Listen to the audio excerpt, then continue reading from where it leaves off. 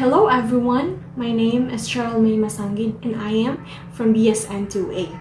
This time I will be performing a return demonstration about the three procedure which is very significant among pregnant women.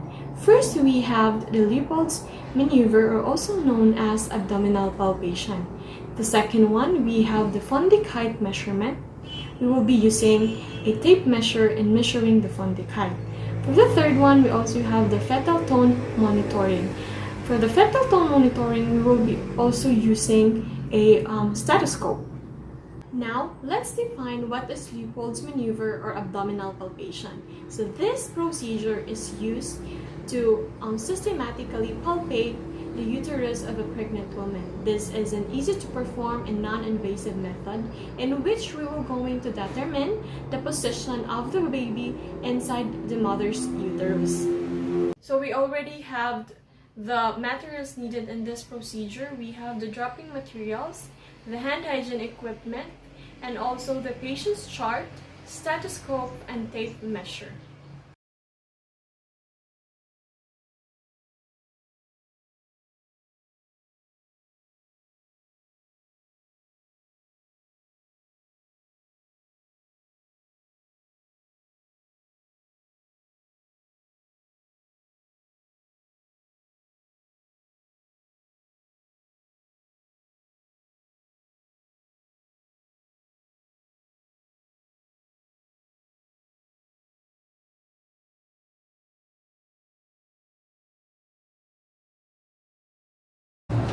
Good morning, ma'am. My name is MASANGUID and I will be your student nurse for today. Is it okay, ma'am, that I will be going to ask for your name?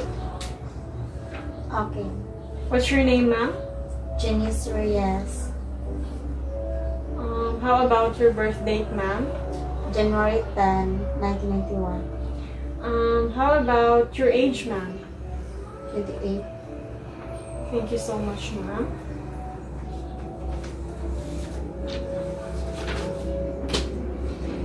So ma'am, right now I will be explaining to you what procedure that I will going to perform. So this procedure is called the LEOPOLD'S maneuver. So this is a procedure used to systematically palpate your uterus in order for us to determine the position of your baby inside your womb. Is it okay, ma'am? It's okay. Anyway, ma'am, I will be adding some pressure in your abdomen for us to determine the position of your baby. And I will also be exposing your abdomen. Is it okay, ma'am? Is it okay? Thank you, ma'am. So it is very important to tell your patient what you're going to do or what is the procedure you are going to perform in order for the patient to gain cooperation. Ma'am, would you like to use first the bathroom in order for you not to feel discomfort while I will be performing the procedure? Would you like to pee? I want to pee more. So telling your patient to enter her bladder is very important. Is it because having an empty bladder will bring comfort and productive palpation during the procedure? Since I've already done washing my hands earlier, I will be using an ABHR right now in order to make sure that there is no risk of infection and cross-contamination while performing the procedure. Assist the client in a supine position in which the knee is bent slightly.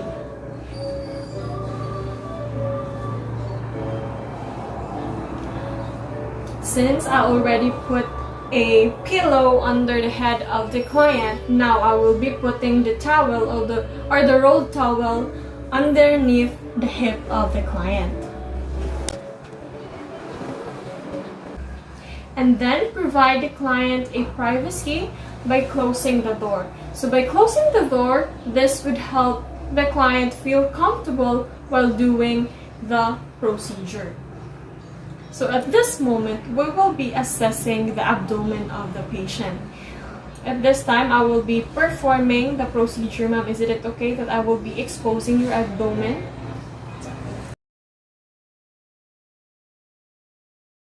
After exposing exposing the woman's abdomen, make sure to observe first the longest diameter and which fatal movement is apparent.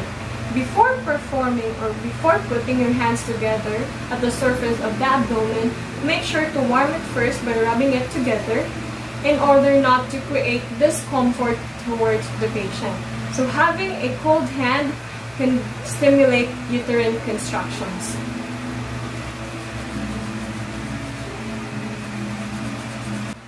Now let's proceed with the first procedure, which is the LEOPOLD'S maneuver.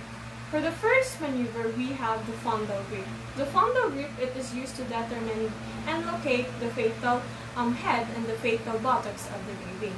In this procedure, make sure to face the head of the client and create a triangle shape using your thumb and finger and place it at the top of the uterus and palpate. Make sure to palpate the superior surface of the uterus and determine the consistency, mobility, and shape of the baby inside the uterus. Now we're done. Now let's proceed with the second maneuver, or also known as the umbilical grip. So this grip is used to determine or locate the fetal back of the baby. While still facing the pregnant woman, make sure to put both hands on either the side of the abdomen and the other side is stationary on the uterus. So on this side, we will be pushing and providing a deep pressure in order for us to determine the fetal back of the baby. So it is very important to determine the fetal back of the baby because later we will going to identify the fetal heart rate of the baby using stethoscope.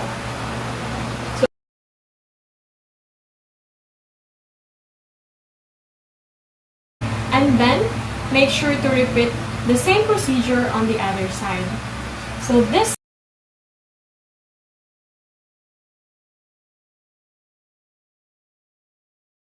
Now let's proceed with the third maneuver, or also known as the Polling's grip. So this time we will going to determine the fetal part of the baby if it's lying above the inlet or if the baby is in the lower abdomen. This is also to determine if the baby is engaged or not, or it is floating. So at this time we will going to use our finger and thumb in order to create an L shape. So at this time, we are going to palpate the lower uterine segment of the mother, using your thumb and fingers just above the symphysis pubis. So since we already created an L shape, now we're going to put this at the top of the symphysis pubis and slightly put pressure and move it. In performing the third maneuver, make sure to focus more on the size, consistency, and shape of the baby. Let's proceed with the fourth maneuver. So this maneuver is called the pelvic grip. So this is used to locate the fetal brow of the baby. So at this time, we will now going to face the foot of the patient. So last time we were facing the head of the patient, but now we will be facing the foot of the patient. Now we will be placing our palm at the inguinal ligament just approximately 2 inches above it. So we will be forming a triangle shape in our fingers and palm, and we will be doing it like this, and make sure to create a movement downward. Palpate and put a bit of pressure on the abdomen of the pregnant woman for you to determine easily the fetal brow of the baby. So make sure to repeat the same procedure. After performing the procedure, make sure to identify correctly the position, the station, and the fixations of the presenting part. Since we are done performing the maneuvers, now we will going to proceed to the fundal height of the baby. So at this time, we will going to use a tape measure. So at this time, we will locate the symphysis pubis. We're going to put the tape measure at this side, up until at the top of the fundus. Now make sure that you are using the measurement of centimeter. Now after getting the fundal height, make sure to document it in centimeter. Now let's proceed with the last procedure, which is the heart rate tone monitoring. So at this time, we will going to determine again the back of the baby using the umbilical grip. So at this time, we will be placing our hand at the top of the abdomen. It would be stationary, while the other hand will be moving at this side to determine the back of the baby. Now we're going to use a stethoscope in order for us to determine if the heart rate of the baby is normal.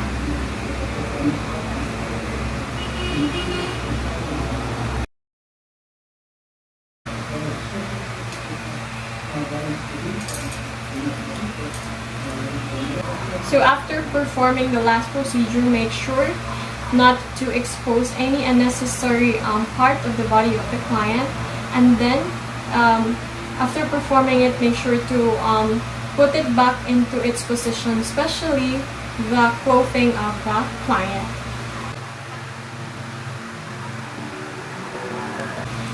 Now ma'am, since we are done performing the procedure in which we determine the position of your baby, the fundal height, and also its heart rate, I have identified that it is normal, your baby is having a normal heart rate, and of course its position, it's in cephalic position.